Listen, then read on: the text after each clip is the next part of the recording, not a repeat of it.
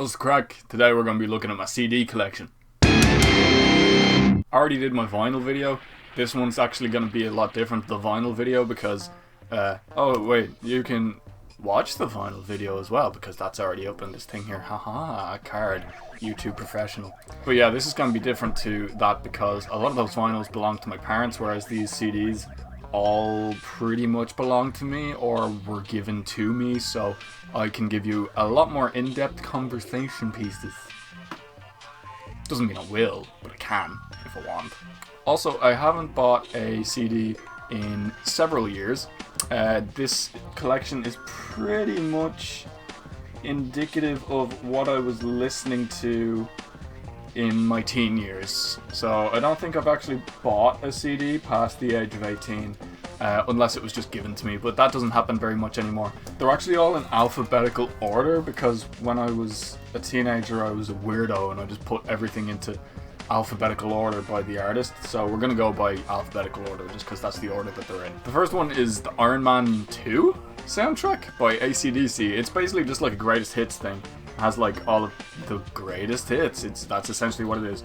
It's yeah, it's got like some screenshots inside of it of AC/DC playing some cool shows, some Iron Man pictures, some pictures of Mickey Rourke and Don Cheadle and Robert Downey Jr. It's pretty interesting. It smells like it's still new. I've probably only played it a few times. Next up is Let Go by Avril Lavigne. You can't judge me. It was mixed by Tom Lord Alge, so that's the thing. CD's not even in it. I don't know where it went. Sad. Next up is Black Sabbath's Greatest Hits. I mean, again, just another Greatest Hits album. I wasn't a huge CD collector. I was more just using it to discover bands. And I would like one song from a band, and then that would be my excuse to go out and buy one album from them. And the Greatest Hits one was like a good day one kind of thing to get into them. Here we go!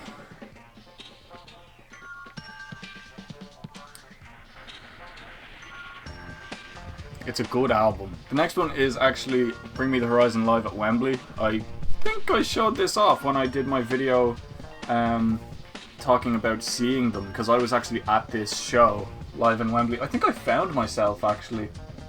I cannot remember for the life of me where I was, but I'm somewhere in that picture. I remember I found myself. And yeah, the album is good. It's a great live album. You can't find any of it on YouTube for some reason. They're just really good at blocking whatever people are doing. Next up is, for some reason I have two copies of That's the Spirit. Maybe they accidentally sent two, or maybe I ordered two by accident, or maybe one was meant to be a present and then I forgot to give it, but it's fine. It has like 2 or 3 songs that I actually listen to, so that's fine. Also, I have the spare one, so if anyone wants it, at me. This one's good. There was a band in Dublin called Call to Arms, and they were a huge local band in people of our age group, you know. It was bands in like 2013 until maybe 2016-17 is when I was most active in the metal community in Ireland and Dublin. And Call to Arms were huge. They were always like guaranteed to draw you a crowd if you booked them on your gig. And this is their first EP they ever released. Not the other one. I think they have one that they call their first EP. This was their first EP. And I remember, and I don't think that they talk about this, because I don't think they could afford to get it mixed. So it's literally just the recordings just leveled and that's it. So it sounds like black metal production, but it's actually like, it's good songs, but man, it's just such a meme. And it was like, I still kept it. They gave it away for free at one of their gigs, I think. At the EP launch, they literally like just threw out CDs at people and gave it away. Next up is Searching for Zero by Cancer Bats. I got this one signed. This was one of the pre-orders that I got, and it's actually like one of my favorite merch things or memorabilia things, is because it's signed by all of them, which is super awesome. And I think it was only the first like couple hundred or something would be signed. And they also made a mistake on the pressing because the first batch that went out, they misspelled Beelzebub and it just says Beelzebub. So I was like, oh, Beelzebub, that's kind of like Beelzebub, but it turns out they just made a typo. So it's like I've got like this super chill, rare thing, and it's like really cool. I like having that. This one up is Cold War in the Sun's Dead Rays. This is a kind of like death metal inspired band with a little bit of black metal influence as well, from Dublin. They don't exist anymore. I believe what happened was their bass player was the only original member left, and then he left the band to go do another thing, and the remaining members just said like, you know what, this isn't Cold War anymore, let's just make a new band. And they've actually made a band called Senzar, and they're great. They're basically Cold War at this point. What Cold War was at the end of their run, if you look at albums like Pantheist and stuff, Senzar is basically that sound. It's incredible. This one's great. I used to overplay War Rising a lot. I love War Rising and Dirty Protest. I cannot tell you... Oh, I liked In the Name of God as well. That was a cool song. I actually really listened to this an awful lot. But yeah, no, it was... this is one of those first experiences that I had with brutal music. And it was because my dad's cousin is the guitarist in the band. So I got exposed to them in a really wholesome way, where it's not like some guy pushing this thing on you, like, oh, you're a poser if you don't listen to this. It was like a guy in his, like...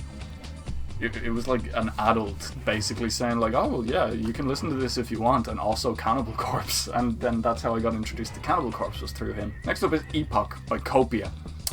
This is actually one that I wouldn't say that I bought it. What happened was, I believe it was the guitarist, I can't remember his name, I think it was Michael. It might actually say it inside. Oh, that's sick. It comes with a poster as well. It comes with that sick poster. Yeah. I think it was Glenn. It was one of the guys. It was one of the guys in the band. I can't remember which one. I would know him if I saw him, but he was at Mariluna Festival the first year that I went in 2018, and he basically walked up to a group of us.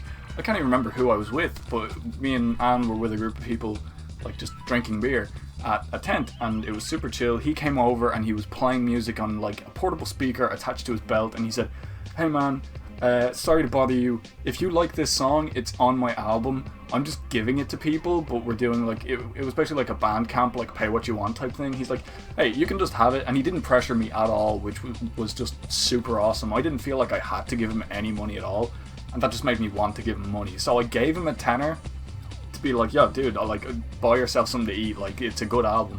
So I bought it, and I think they're from like Australia or New Zealand or something, and he was talking about trying to break even on the album sales and stuff, but the album is sick. It's like really good modern metal, and the artwork is just like... Next one up is Permission to Land by The Darkness. It has like 2 or 3 good songs on it. I mean, I'm not a huge Darkness fan, but I still remember all the lyrics to those terrible glam metal songs. They're not even glam metal, are they? They're like glam rock. But yeah, it's fine. I don't hate it. Next up is Dying Is Your Latest Fashion by Escape the Fate. Their first album, one of my favourite albums ever, one of my favourite post-hardcore albums, and I love pretty much every song on it. It's one of those that's just like a near perfect album for me. I haven't looked at the CD art in forever. I can't believe it looks like that. That's so like different to what you'd expect it to look like. Does it have any cool pictures on the inside? Oh, it has the different body parts. That is so MCR. All those, like the black and red color scheme and everything, when you look back on it, Old ETF was really MCR, weren't they? Which brings us to Hate Me, which is, again, I would call a perfect album aside from the actual song Hate Me, which is good. It's just not my favourite, that's all. Even Redline and End of the World was incredible. I think Robert Ortiz actually wrote that on guitar. That was a great, great song. This one feels heavy. Oh yeah, signed as well. I think this one is... Oh, this one comes with the tarot cards that also came with the vinyl. So, this was in my vinyl collection, and I have the same set of tarot cards, I believe, in the vinyl sleeve, and they're like, you know, just they come up with their own original artwork type stuff. And this is, for me, one of the most comfortable albums I've heard Escape the Fate be in the sense that they have had so many lineup changes that it's just impossible for them to seem to get their sound. But this, for me, felt like they just like nailed it. They nailed their sound at last. You know, Dying Is Your Latest Fashion really like it sort of started off what the sound was, and then they were kind of like struggling to really find something that was theirs. I love their other albums as well, but Hate Me just seems like it, you know, it's where they really nailed it. Next up is Infinity on High by Fall Out Boy. It's just an incredible album. It's old and it's used, and yeah, it's one of these ones. So I'm going to go ahead and close this and never open it again, because I don't want it to break. Next up is Fashionably Late by Falling in Reverse. This actually came in like a sleeve thing that also had a poster of Ronnie, and then on the other side, like I think it was this poster, and then on the other side it had like a picture of all 5 of them that were in the band at the time. Looking back on it, this is actually a really progressive album. It's really like nothing has been done like it's before or since, so you gotta give them credit for that. Back in 2013, like, this makes me feel old. I remember when this came out. I remember listening to like Champion on my friend's bed when it first came out and just being like, what are they doing? Like, what is this? And then, you know, fast forward years later and it turns out to just be like a total hindsight kind of thing where everyone's gonna look back and be like, yeah, actually, you know what, that was a really good move.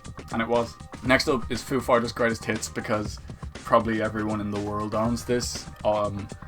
I think Foo Fighters are one of those bands, like, I love Foo Fighters, but I think they're one of those bands that kind of like, just for me, they always have 1 or 2 really good songs, and then the rest is kind of just like there. And it's not that the songs are bad, it's just I'm not hugely passionate about them. With the exception of Wasting Light. I think this is their best album, and I love all of the songs that are on it. It's such a good album, and from start to finish, it's just got this really, it just feels like such an album. It doesn't feel like 10 songs and then, oh, now we need a hit. We need the music video. We need the Everlong or the Times Like These or the All My Life. It didn't feel like that. Every single song on this is really good, and I enjoy Wasting Light a huge amount. Also, apparently I only got it for €8, so that's cool. Next up, we're just gonna do all this in bulk. This is, oh my Christ. This is my Green Day collection. And it looks like the sticker on one of the CDs, like... No, get rid of it. This sticker, obviously, like, when I took it off, was still sticky, and now there's hair on it. But yeah, that's Uno. That's deserving of the sticky hair that's on it. I have 21st Century Breakdown. Thought it was a great album. A lot of people said it was just like a pass, but like, I thought it was a great album. I loved the whole thing. I have American Idiot, of course. I think I've owned this album 4 or 5 times, but this is actually the first one. It was the first album I ever bought, ever, or you know, it was the first ever album that was mine. And I changed the case because the actual plastic case broke, but the booklet and the CD itself are the same as what was in the one that I first bought. So this is my first ever album, Shenanigans. That was the album, wasn't it? It was Shenanigans. I think this is called Shenanigans. It is, that's what it is. I knew it was called Shenanigans. I used to listen to this all the time because I used to love listening to Don't Look at the CD Case. Haha, You're Dead. That was my favourite song on it. That was the last one, wasn't it? It was! Oh my god, I remember things. There was International Super Hits, which I didn't know was a compilation album when I first got it. I just thought like, oh my god, this is such an amazing album with 21 songs. And then when people came out with 8-song albums, I was like, what? That's weird. You should have at least 15. Because Green Day were the first band that I ever got into, so there was 2.5 and 3 minute long songs, and it was just like, that just seemed normal to me that there would be 20 songs on an album, and it turns out that is not normal.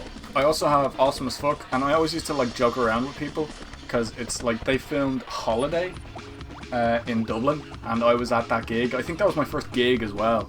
My cousin brought me, and I always like mess around saying like, oh, this is my first time being on an album, and technically it is, so I was on a Green Day album. I'm actually only after noticing there's a lot of CDs missing from here, and I remember because when I was listening to Green Day a lot, my guitar teacher gave me a Cro-Mag CD, and I have no idea where that is. I was looking around, so there's at least a few CDs missing from this collection. Next up is Hands Like Houses Ground Dweller. I think I listened to this once and then never again. I'm pretty sure that I just bought this because I think I was at a Pierce the Veil concert. They've only been here twice, I think, or maybe 3 times, but I went to see them the first time that I had heard that they were coming. I think it was in 2014, 2015. The actual like packaging is pretty good, aside from plastic coming off of things. The actual thing is really good. It's a little bit clustered looking, but it's cool artwork, and that's probably why I bought it. But after I listened to it once, I didn't listen to it again. Next up, we'll do both at once. It is Vile Lament and Bellum Civil. I think Civil is how you pronounce it. From Horrenda. Black metal. Irish black metal. With a lot of Irish mythology and stuff like that thrown into the lyrics, and it's really cool. They released a couple of singles now. By the time this video has gone up, I think another one has already been released. But yeah, they're just really good black metal. These albums specifically are a lot more lo-fi, but what they're releasing now, these new singles that they've released, like Nerve Gas and stuff like that, just such good high production black metal, and I love it. Next up is just a Kerrang CD. I don't remember Kerrang ever doing CDs. I remember CDs always coming with like Metal Hammer, but I don't remember Kerrang ever doing it. But it said class of 06, so that gives me the feeling that this isn't mine. I feel like I might have just gotten this from someone else, like my cousin or something that used to listen to Kerrang, but I don't think this is mine. Unless it was mine. I don't know. I did listen to Green Day in 2006, so it possible. Next up is Ashes of the Wake by Lamb of God. I'm nearly certain I got this because it was like €2 in a sale rack or something, but I did used to love Omerta because that chorus was really good. Now I'm not such a huge Lamb of God fan because so many bands do that whole like I call it Pantera core. Like it's just that like, I'm a cowboy but I'm metal. And it's like, yeah, okay, cool. It's been done. Next up is Remasters by Led Zeppelin. I actually got this from my dad, but I think I accidentally stole it back from him. The only song I actually really liked was Kashmir. I don't really listen to a whole lot of other Led Zeppelin stuff. I know that they're extremely talented. I don't need to be told. Next up is Chocolate Starfish. Incredible album. Produced by Terry Date. Well, there you go. That's why it's an incredible mix. No, it was mixed by Andy Wallace. Wait, hold on. Okay, so it was produced by Terry Date, mixed by Andy Wallace. I mean, is it even a question as to why it's such a good album? Or a good sounding album, anyway. I love a lot of the songs on it. Like Hot Dog, My Generation, Full Nelson, My Way, Rollin', Take a Look Around, Boiler. They're just great songs. I mean, sick. Yeah. We'll do these next two in one go. It's 1,000 Suns and it is Hybrid Theory, both by Linkin Park. I love Hybrid Theory as a nostalgia thing, but I listen to only a few songs. Well, I listen to all of them because I'm in a Linkin Park tribute band, but I listen to a lot of their later stuff. I listen to a lot of this for like in terms of learning the songs, but not so much anymore. 1,000 Suns is one of those that I did not like when it came out. I thought it was really boring. And then I went back and listened to it again all the way through in one go, and I actually really love it. Living Things has always been my favorite album, so it wasn't the experimentation thing. I just felt like all the songs were slow and boring and slow building, but they're really good. They're just really well crafted songs. I don't know what my problem was when it first came out, but you can really tell that Mike Shinoda took the reins a lot with this, and I'm glad he did. Next up is The Best of Marilyn Manson. I don't wait, no, I do. That's another thing that's missing. I had like 3 or 4 Marilyn Manson albums. I don't know where they've gone, but this is the one that I could find. Get this, but then get all of the albums he's released since then, because The Pale Emperor was such a good, like, bluesy rock angry metal album. It was just so good. I loved the Pale Emperor. Pale Emperor was the one with Deep Six on it, wasn't it? And We Got Guns. I think I'm lumping all of his new stuff into like its own greatest hits thing. So basically get this and then listen to all of his new albums that he's released since this. Like I don't think High End of Low had come out until after this, but High End of Low is incredible. Listen to High End of Low, listen to everything else that came out after that, like Eat Me, Drink Me, incredible. This is not representative of his best work because it only came out like halfway through his career. Next up is Buiki Kasu. Buiki Kayes? It's Maximum the Hormone. It's got... there you go. That's that. It's basically, I would describe it as happy nu metal. A lot of people knew about this band because they did the outro theme for Death Note. But I didn't hear them through that. I heard of them from the music video for Buiki Kaesu. And I ordered it from Japan. And I had to wait like a month for it to arrive, and it cost me like €30. I spent like some of my birthday money on it, but it's an incredible album. I don't know if I genuinely love it or if I just tricked myself into loving it because I had spent so much money on it. I think I ordered this in like 2011 or 2012, and at the time I couldn't find Maximum the Hormone on iTunes. I don't think Spotify was even a thing then, or if it was, I didn't know about it.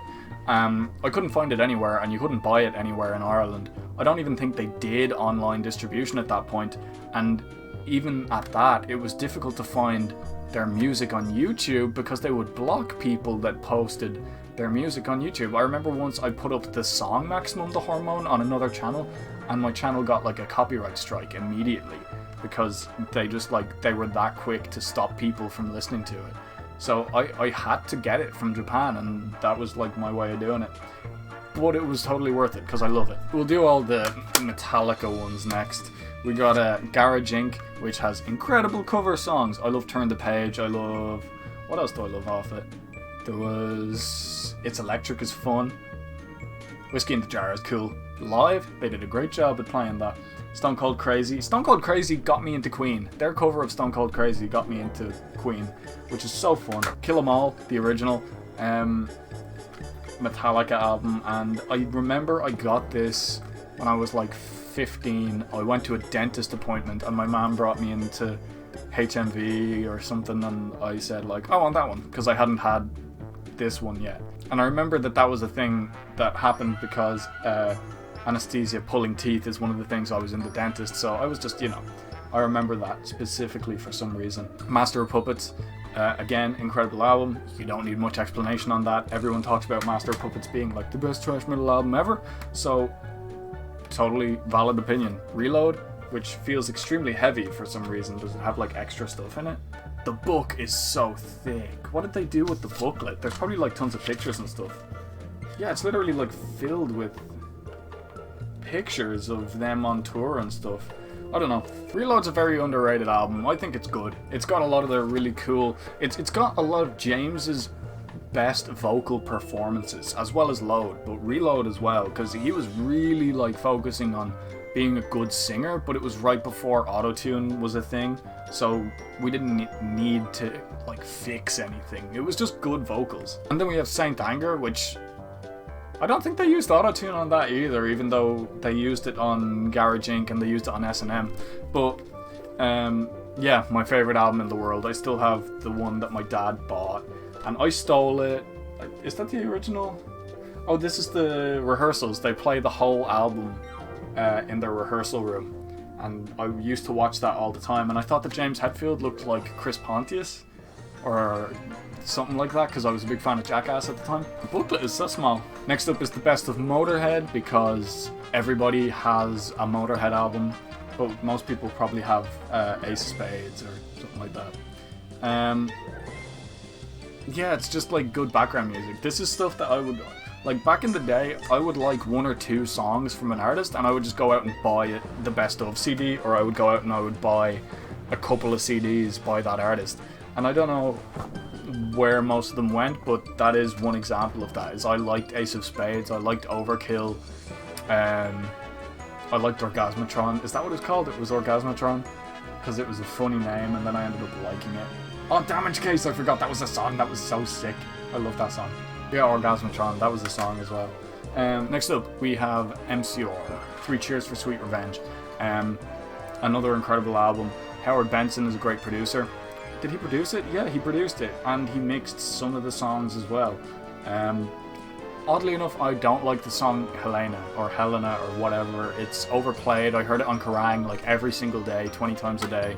It's up there with All the Small Things. Blech. In the End.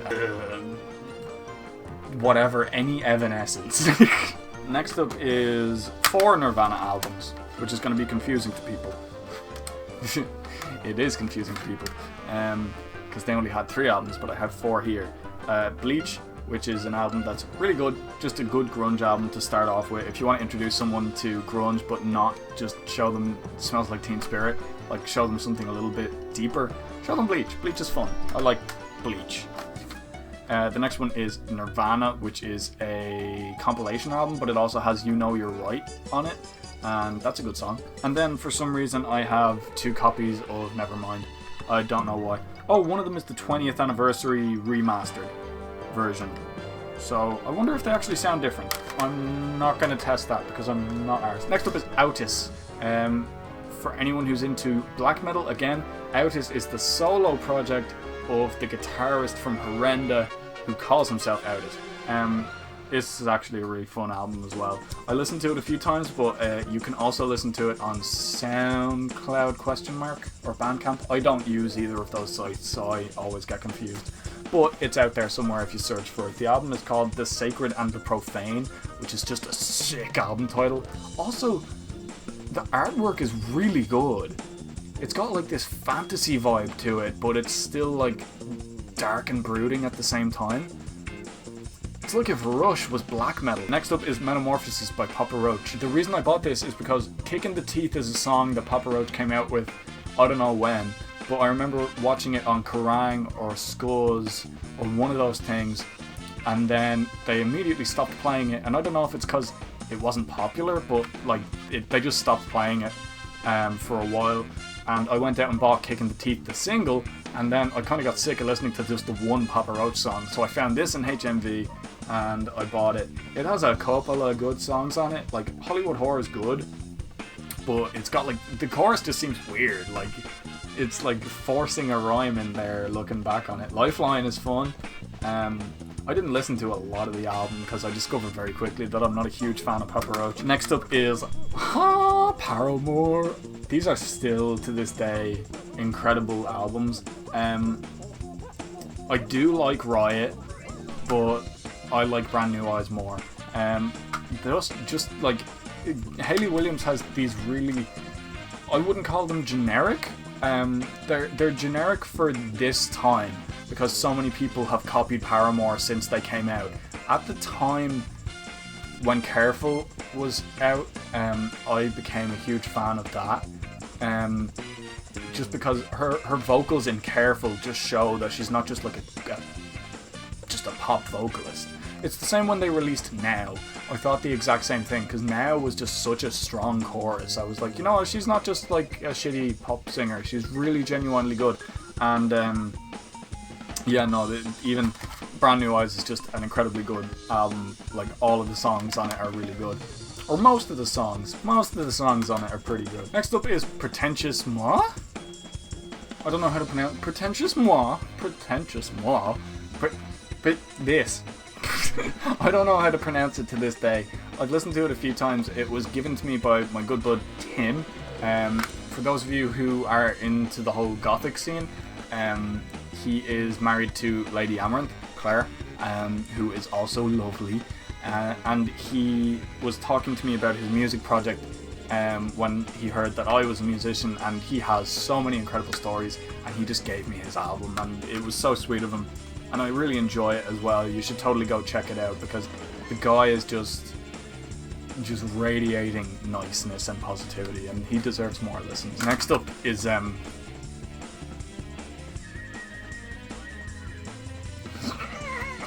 we'll do all of these in one go because they kind of all mean the same thing, more or less. It's just the Rage Against the Machine albums. The self-titled is just, you know, I'll put it this way, audiophiles use this album to test their hi-fi systems, to test if they're good. It's one of those albums that is just such a good, like, mixing job, recording job. The songs are incredible. Like, this is just one of the greatest albums of all time. The same can be said for Evil Empire. It's also extremely well recorded and mixed and mastered, and everything about it is just incredible. The Battle of Los Angeles exists. It has incredible songs, but it's nowhere near as iconic as the first two albums. It just had such a high bar to live up to. But this is the one that I was originally into. I didn't buy these for a long time because I loved the Battle of Los Angeles, and everyone was always telling me, like, no, the first two albums are the best. I'm like, well, no, you're wrong. I haven't listened to them, but you're wrong. And then the covers album is a bit of fun.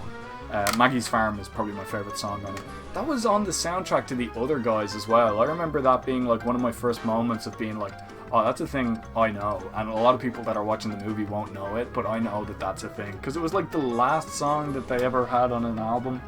That's fun. Next up is my Red Hot Chili Peppers albums. First we have Freaky Styley, which was my favourite Red Hot Chili Peppers album for a long time. It actually might still be. Because it has like just a lot of cool, like Fight Like a Brave is on it, isn't it? Jungle Man, Hollywood Africa, American Ghost. Where's... They have Freaky Styley, Nevermind.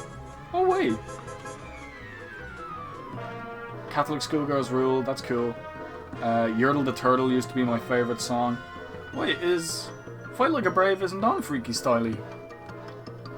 I don't remember which album it's on then. It might be on their first album, I can't remember. But I thought this was their second album anyway. But I loved, long story short, I thought Hillel Slovak was an incredible guitarist for Red Hot Chili Peppers.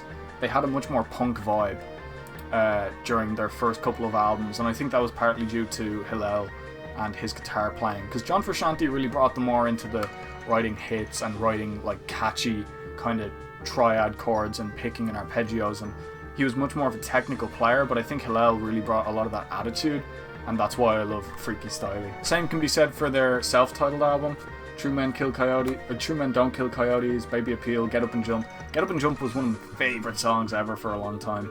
I bought this and Freaky Styley after I read Anthony Kiedis' autobiography, which is incredible. Like, read it, it's just good. Right now it might be viewed as gratuitous, the amount of information that he gives out, but I like a lot of that stuff because he is just so Hollywood that it would be kind of weird if his autobiography wasn't like that. I think that Red Hot Chili Peppers are one of those bands that they're similar to Foo Fighters in that I think the last few albums that I've heard from them have like one or two good songs on it and then not much else, and this is the first album that kind of does that. It has like 5 or 6 really good songs, but it doesn't justify the other 20 songs that aren't really that great, unfortunately. Next one up is I'm With You, from them. This is Brendan's Death Song was good, Ethiopia was fun, Look Around, Adventures of Rain Dance Maggie. Again, a few good songs. It wasn't awful, I didn't hate it. Next up is Sex Pistols, because I used to be into Green Day, so naturally you're going to go and listen to other punk stuff, and eventually you're going to go back and find one of the first punk bands. I'm not going to have that argument with people like, oh, who started punk? Was it the English or the Americans? I think it was the English. I would argue that punk's iconic image came from England, so I would view Sex Pistols as being one of the first punk bands. But even their guitarist kind of just says, if you listen to it and didn't know what they looked like, you would just think of it as 70s rock and roll. You wouldn't even think of it as being punk, which I would really agree with. So Americans might have made the sound more to what it is today, but the original ideals that it was built on was this. Regardless of the sound, that's where the whole subculture was born from, I think. But that's just my opinion. But who cares about my opinion? Nobody. The next one was Apocalyptic Love by Slash. Is this the one with all of the... No, it's not. Okay, I think Slash released 2 solo albums. The first one had like tons and tons of featured artists and stuff, like Beautiful Dangerous with Fergie. One of the best genre crossovers ever. Like Fergie doing hard rock with that voice. Incredible. And then I went out and I bought this and it was fine. It feels like there's a CD loose in it as well. And I've probably listened to it once. Myles Kennedy has an incredible voice. Very similar to Axl Rose. I don't like when they do Guns N' Roses songs, not only because I don't like Guns N' Roses, but also because Myles Kennedy sounds a lot like Axl Rose when he sings Guns N' Roses songs. So it kind of like cheapens him, because Myles Kennedy can offer so much more with Alter Bridge and with Slash and with all these other acts that he performs with, but I feel like he shouldn't just be that guy that sounds like Axl Rose to other people. But that's up to him, or maybe it's up to Slash. I don't know whose bitch is whose. I don't remember a single song off this. I just know that the actual people on it are really talented. Slayer! Wait, I mean... Slayer!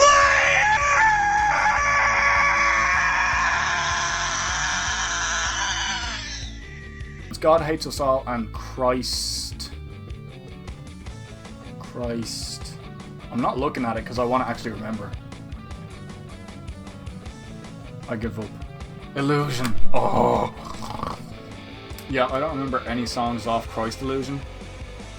Oh wait, I remember Jihad. But I think I only remember that song because of all of the controversy. That's what the word is. I'm not doing words today. I might any day though. I'm not a huge fan of Slayer, but I did love God Hates Us All. The opening with Darkness of Christ going into Disciple was insane. New Faith was good, Threshold was good, Exile was good, Bloodline was great, Warzone was good, Payback was good. I really liked this album actually. Apparently it's not ranked very high with Slayer fans, but I really liked it. But then again, I also like Diabolus and Musica, so that'll tell you the type of Slayer fan that I am. Next up we're doing the Slipknot albums. Okay, so I have the Grey Chapter, which is fine.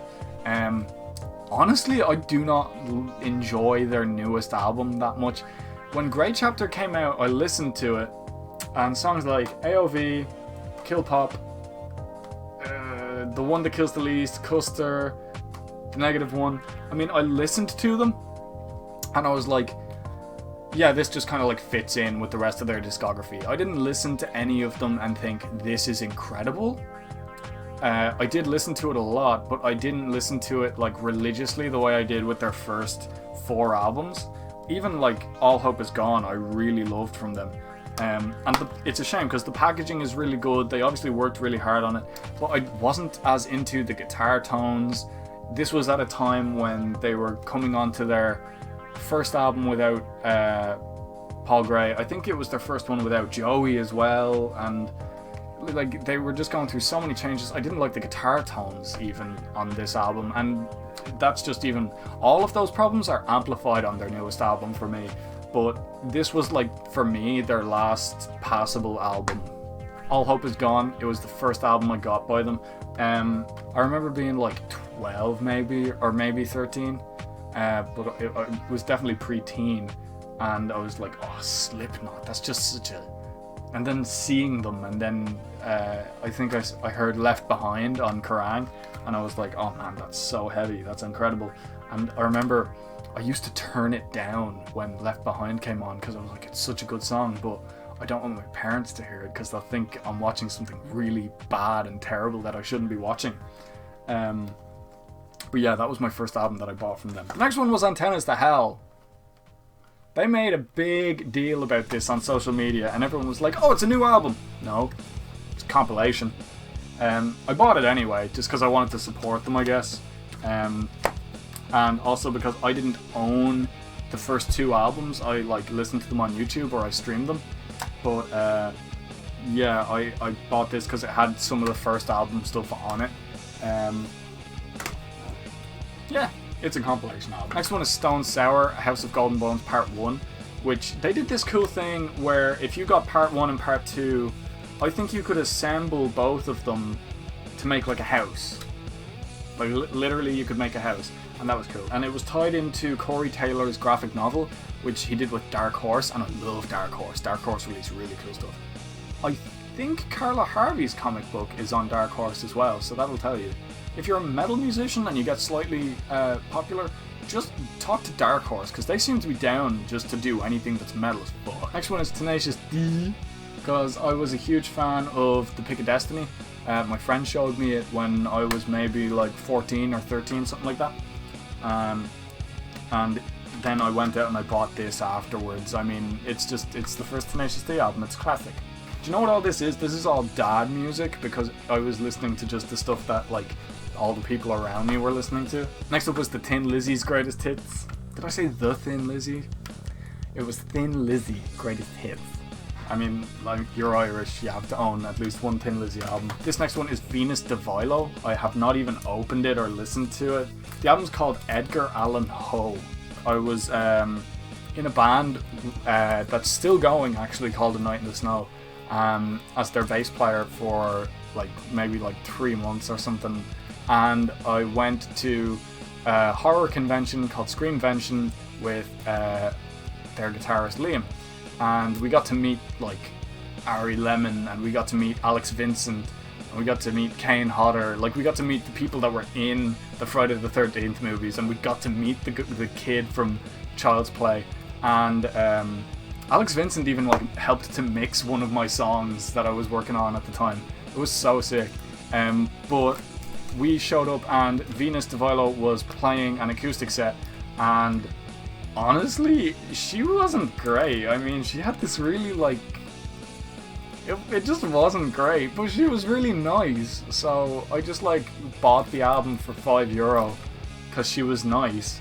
I tried looking her up a few weeks ago just because I found this, and there's no trace of her anywhere. I mean, I don't know what happened to her. I hope she's okay. This one I actually got with, it's just called Victim. I think it's like a compilation CD. I ordered, or no, it's Promotional Warfare. I think Victim is the name of the band, but I ordered a Butcher Babies vinyl from Germany, from a thing called Masters of Castle, and I think Castle is German for heavy, so I think it's Masters of Heavy, and that's like a website or something, and I have like business cards and whatever. But it also arrived with this CD. I haven't listened to it yet, but they I would imagine it's like heavy, since it's Masters of Heavy. Next up is Within Temptation. I think this is one of my ex-girlfriends. I never listened to Within Temptation, and my guitar teacher definitely didn't give me this. So I think it's one of my ex-girlfriends, and I know which one, but I mean, it's too late to give it back now. I did say after Mara Luna that I would go check out more Within Temptation, because they were a lot better than I thought that they would be. So I might listen to it. I probably won't. This is Wolf Mother, Joker and the Thief. Not to be confused with Bartender and the Thief, which is a great song. I don't know what this one sounds like, because I just found it and didn't know that I owned it. But it's a thing.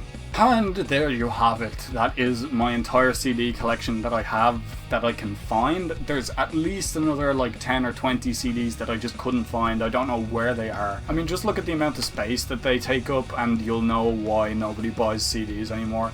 Vinyl is slightly different, because at least there's a novelty to owning all of that stuff, but nah, it's not really worth it to do it with CDs, because they're not even considered vintage or rare or anything. It's just a thing.